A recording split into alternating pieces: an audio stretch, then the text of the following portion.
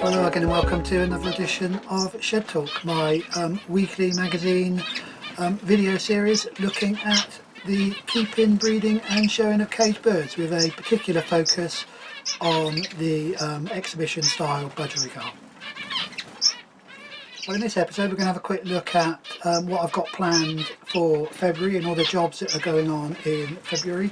The first of these is quite a busy month actually for me, mainly because I am show manager of Oxford 1910, as you're probably aware, and we've got our very first show in the second week of February, so there is loads and loads of administration for me to do, you know, paperwork with entries coming in, getting the labels back out, and all that, along with trying to get some birds that I can put into the show myself. So that's a fair old bit of work in the first couple of weeks in February. What I'd like to say though is hopefully while I'm at the show I will be able to get a few shots, so take some video shots of the show and all the birds that are there, including, you know, the budgerigars, the fifes, foreign, all the other birds that are there as well.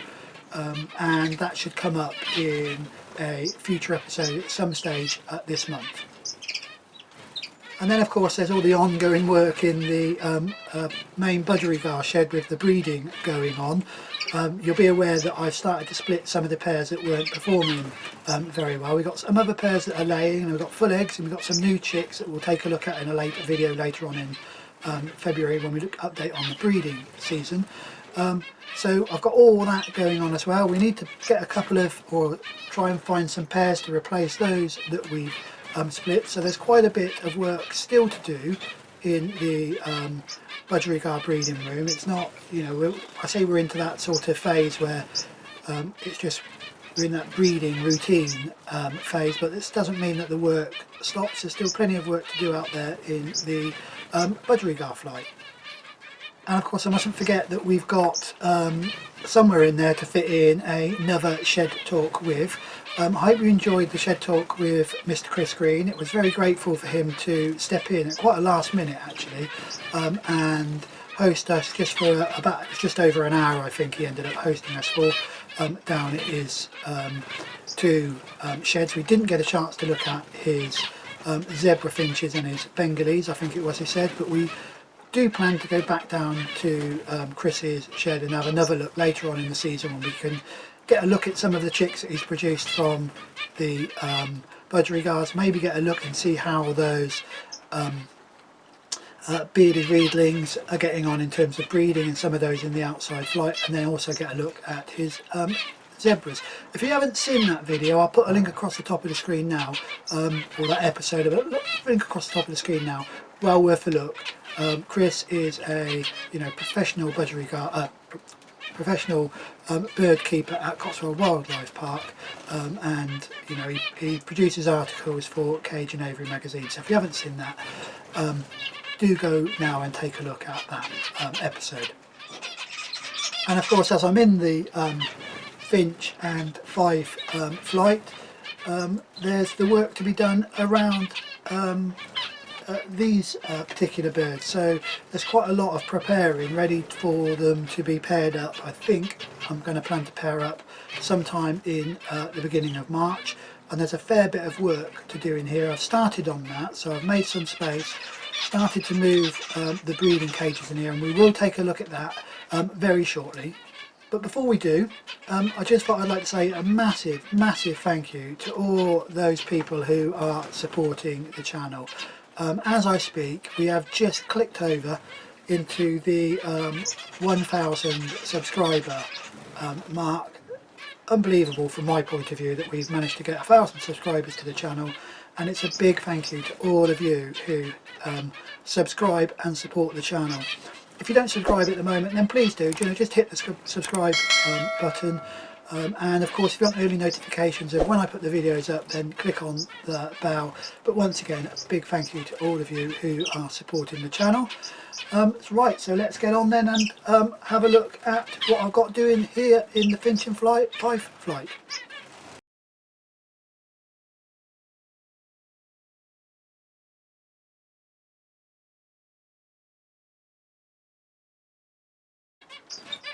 So the work down here in the finch and fife flight is mainly around the preparing for the breeding, my first season ever of trying to breed Fife canaries. So that's the big piece of work that I've done. You may remember a video or two ago, I spoke about having to remove the cages, or the old stock cage that I had in here for the budgerigars. That's now been dismantled, and I've given the area behind me a good clean, a good sweep up, and wash stuff down. So it's looking a bit better, a bit more room down there. I've stored that just at the back of the, as you can probably see, just at the back of the shed, and the box that was originally on top of it, that just contains bits and bobs and things, is still down there as well. And then I've moved a couple of little things around in here to make room for the Fife breeding cages. Currently I've got just a single breeding cage in here, but I'm bringing a second one in. I just need to get finished giving it a scrub. A second one in, and I'll have two, so they'll stack one on top of each other. I'll put the breeding pairs in the top one, and then the one below will be available for any young birds that I might breed when I move them away from the parent birds. You know, I'm being optimistic here. We always are, aren't we, us bird breeders? Always optimistic that we're going to get lots and lots of eggs and lots of chicks. So I'm being optimistic that I will get some birds from the or get some babies off of the finch, off of the fives. You might be able to just make out in the background the hen is chirping away there, but most of the noise you can hear is actually the zebra finches chattering to each other as they're flying backwards and forwards in the flight. So that's what I've done in here so far. The other big thing I've got to do really around this is to get the stuff that I just don't have. I was fortunate that when I did go up to see Chris Green, I mentioned that I was starting to breed the Fifes, and he managed to find me out a nest pan, complete with felt already in there, which is handy, and one of these little holders that goes in, and I'll have a go at fitting it to the cage, and I'll show you that it fitted in there.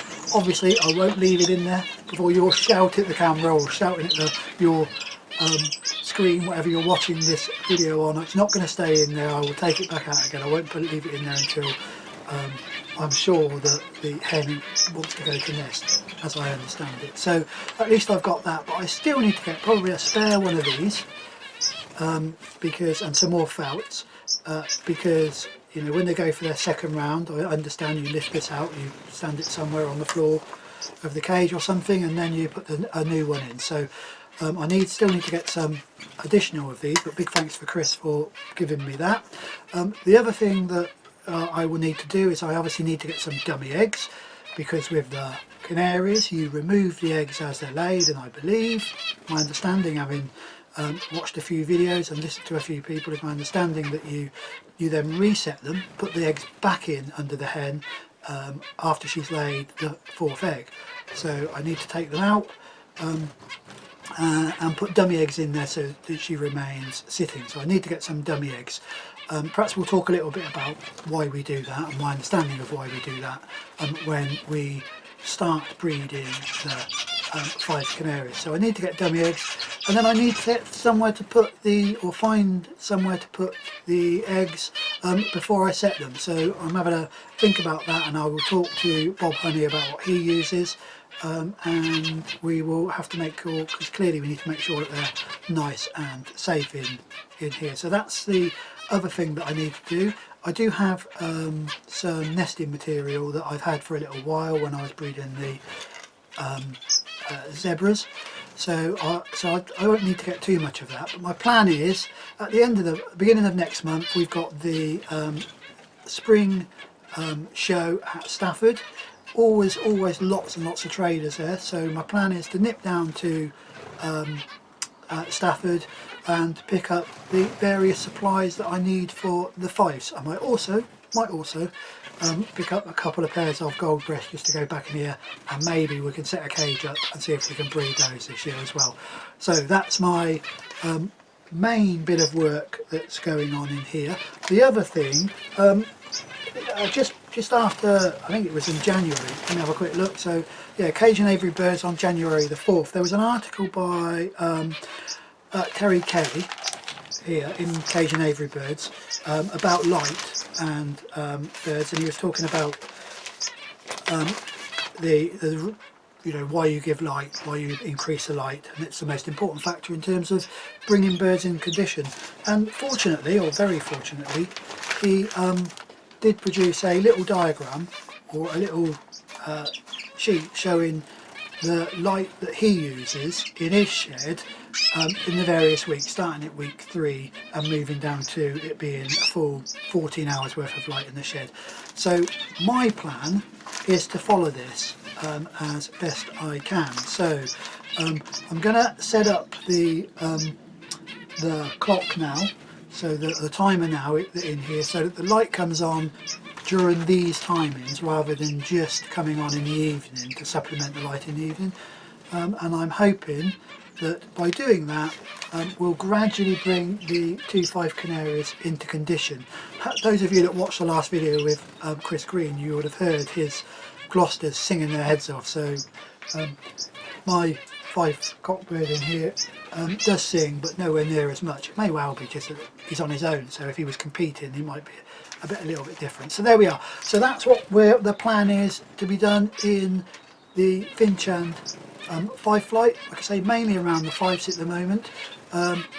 So that's about it from in here. What we'll do now is we'll pop in and have a look at what we've got planned for February in the budgerigar flight, or budgerigar shed.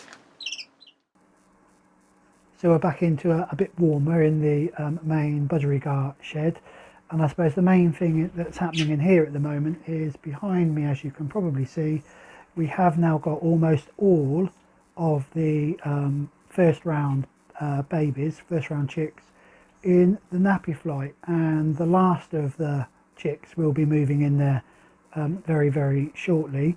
I now like to spend a little bit of time just watching these, obviously making sure that firstly that they are all coping okay in there. There hasn't been any problems so far. We'll have a quick look in there and I'll talk through what I normally put into the nappy flight, just to, I suppose, help with the youngsters a little bit. We'll have a look at that in just a second.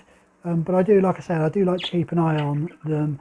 So apart from checking that they're all right, it's also to see how they are developing, because, you know, at this stage, there's two things that happen, I think, at this stage anyway, from my personal observation of the young birds. One is that initially most of the birds seem to go backwards a bit, and I think that's part of the weaning process. So, you know, they're not being fed quite as often, they're having to find their own food, and they look as if they go backwards just a little bit. And then after that we start to see the birds begin to develop a little bit in terms of the way they're going to look as young birds. And sometimes I have found that a bird that my initial assessment I thought was going nowhere suddenly catches your eye and looks completely different in a month, 2 months time. But so far it remains that the outstanding bird in the nappy flight is the one young bird that we managed to get off the Bob McCabe outcross. That pair is looking to go down for a second round, so touchwood we might get a third round I think. So touchwood we might get one more youngster, or a couple of more youngsters off of that particular pairing. And then, like I think I said in a previous episode, I'll then give the hen a rest, a nice long rest, and perhaps put her down for one round at the end of my breeding season. But that's all of the young birds really. That's the I suppose the main thing in terms of February is just keeping an eye on those. The other thing that I'm going to be doing in February is looking to pair back up that young grey green that we had. You remember we took him out of the flight, he lost his partner, hadn't produced anything. It's the son of the opaline grey that's currently in cage 8, and the brother of the grey green that's in cage 7. So we're looking to find him a partner, and I again mentioned it a couple of episodes ago, I think it was a couple of episodes ago, that there were a couple of dark green birds in the flight that might be suitable for him. So what we'll do is we will get him out and we'll have a quick look at the two dark greens. We'll pop them in the cage with him and maybe have a look to see whether either of those are going to be suitable for him as a partner, and then we'll pop them into one of the 3 cages. I've currently got 1, 2, 3 breeding cages that will become free in February. 2 are currently free and been cleaned out, and 1 will be free before the end of February. So let's have a quick look at the possible partners for that grey-green.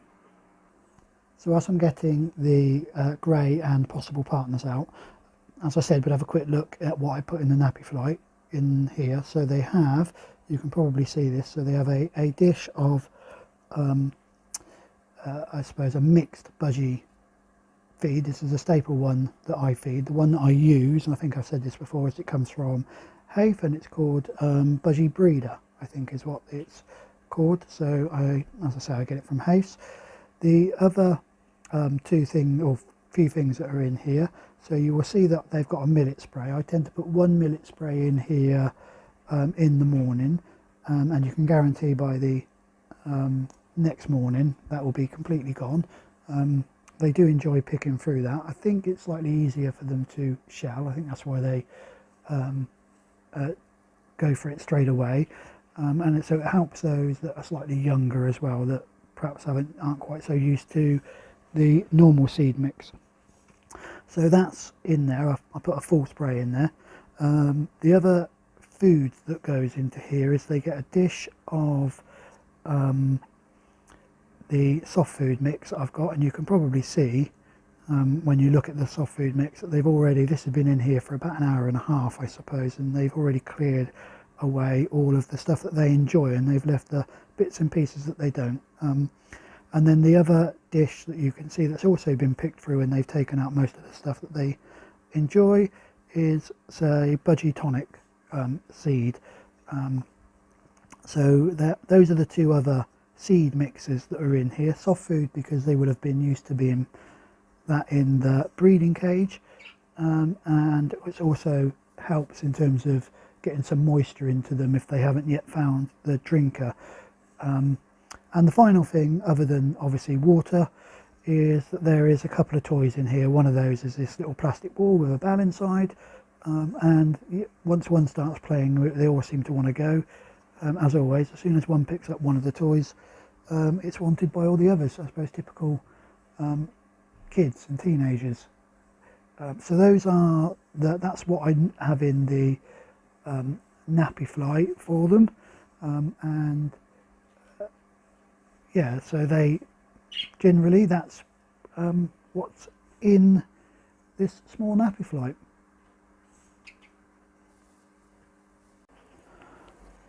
So this is the first of the hens, the dark green hens that I was thinking about. So she's a 2019 rung hen, so actually getting on a bit now, and you can probably see that she's not in the best of condition at the moment. She has looked better in the flight, probably about 2 or 3 weeks ago, but I think she's going through a bit of a molt. So I'll just see if I can get her to turn a little bit. I think she's going through a little bit of a molt. She's a nice hen, and if we could get one last season over in the breeding cage, that would be really good. She's a wide old bird, and I suspect would suit this cockbird quite well, this young cockbird quite well. My only concern, as I say, is that she's not in the greatest of condition at the moment, so that's really the biggest problem I've got with this particular hen. Cockbird's in great condition in terms of wanting to go down again. What I don't know is whether I want to keep him out a little bit longer in the main flight or not. So that's the first one, like I say, a 2019 rung hen, and a little bit old, but the better looking of the 2 hens. with nice broad shoulders, nice straight back. If anything, lacking a little bit in the depth of mask, but got some nice big spots on her. There we go, that's the first of the birds then.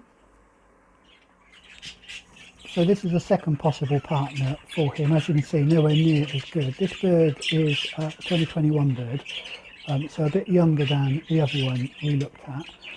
She's actually got quite a broad shoulder on her. She's not showing it particularly here, but got quite a broad shoulder on her, but just lacks that head, I think. A bit of deeper mask than the other bird, although with it being a slightly smaller bird, that the other bird's has a wider, shorter mask. This bird looks like it's got a longer mask, but that might be just the fact that it's a slightly smaller bird. Again, reasonable style on this hen, and she is in condition.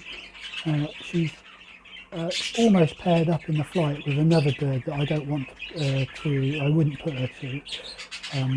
So this is the second bird, like I say, that I'm looking at. If I had a choice, I think I'd put this cock bird to the other hen if the other hen was in a little bit better condition, and if she was a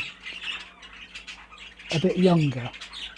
So my feeling at the moment is I think I will pop him in with this one, and I'm then wondering whether the other hen, the older hen, might go with the older cockbird. Although two older birds, that's the sky blue cockbird, that's the father of the cobalt, that I'm also trying to pair up in a couple of weeks' time. It may be that the other hen will be in better condition then for him.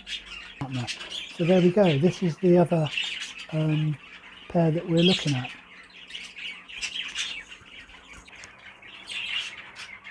So the only other thing really that we have to do in February is to get some birds prepped ready for that Oxford 1910 show.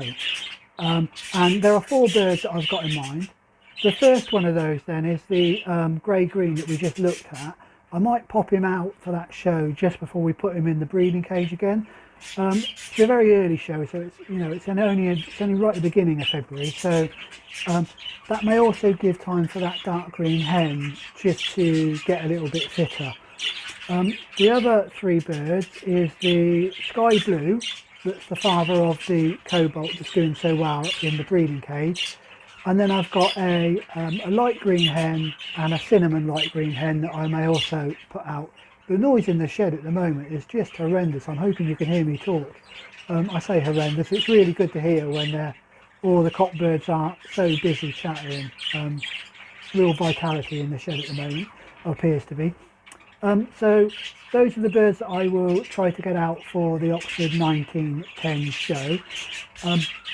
We may have a quick look at those 4 birds in the next video, but the main focus of the next video, somebody asked me if I'd do a quick run round, or a shed tour, I suppose, a tour of this particular, of my 2 sheds. So the next video will focus on that tour, and we'll have a look at how I set the 2 sheds up, size, that sort of thing, and the number of cages that I've got in there.